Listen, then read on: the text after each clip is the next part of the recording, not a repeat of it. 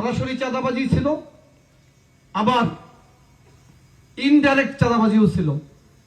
পরোক্ষ চাঁদাবাজি যেটা, সেটা হচ্ছে আপনার দোকান থেকে পণ্য কিনলেন, বাকিতে বললেন যে টাকা দিয়ে দিবেন, এভাবে মাসের পর মাস পণ্য নিয়ে গেল, অনেক টাকা জমা হলো, যখন টাকা চাইলেন তখন খারাপ ব্যবহার করলো কিংবা দলের পরিচয়ে হুমকি দিল।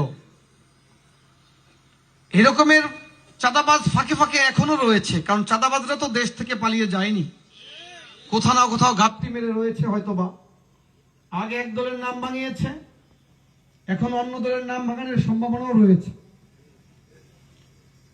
আপনারা মনে রাখবেন, চাঁদাবাজদের কোনো দল নেই।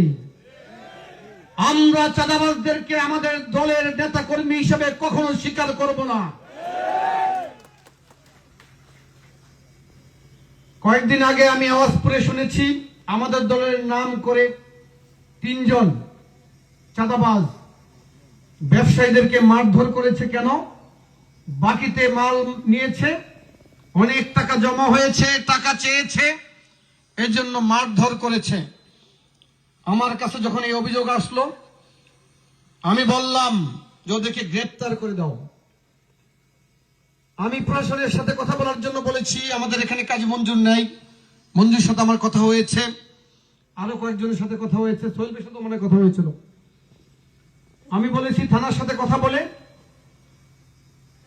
তাদেরকে গ্রেপ্তার করার জন্য। কারণ আবার বলছি, চাঁদাবাজদেরকে আমরা আমাদের দলে কোনোভাবেই জায়গা দেব না, ইনশাআল্লাহ। আপনাদের কাছে কেউ যদি চাঁদা চাইতে আসে, সে দলের যত বড় নেতাই হোক, যেই পরিচয় দিক, আগে আপনারা সম্মিলিতভাবে প্রতিরোধ করবেন, থানায় মামলা দায়ের করবেন, গ্রেপ্তার করিয়ে দিবেন। গ্রেপ্তার না করলে আমাদেরকে জানাবেন, আমাকে জানাবেন, আমি সহযোগিতা করবো ইনশাআল্লাহ। বন্ধুরা আমার, গত 16 বছর আপনারা চাইলেও এরকম একটি সমাবেশ করতে পারতেন না।